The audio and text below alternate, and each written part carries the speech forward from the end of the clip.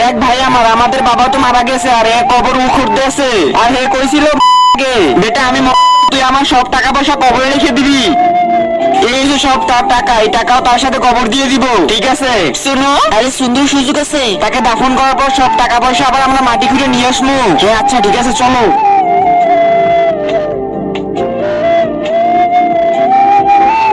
তার আগে দেখি আজকে মা বাবাকে কয়জনে ভালোবাসে। যদি মাকে ভালোবাসে থাকো ভিডিওতে লাইক দিয়ে চ্যানেলটা সাবস্ক্রাইব করে দাও। আর যদি দুজনকে ভালোবেসে থাকো কমেন্টে আই লাভ ইউ বাবা মা লিখে যাও। লাইক সাবস্ক্রাইব না করলে বুঝবো তুমি তোমার বাবাকে ভালোবাসো না। সবাই চলে গেছে, আসো এখন টাকা বাইর করি, চলো। আরে জলদি জলদি টাকা পয়সা সব বাইর করে বলো, কেন আর লোক এসে পড়ে। আরে ভাই মনে হয় আমার গাড়ি চেপে হয়নি রয়ে গেছে, চলো তো। আরে এর কবর থেকে দেখছে সাপ বাইতেছে।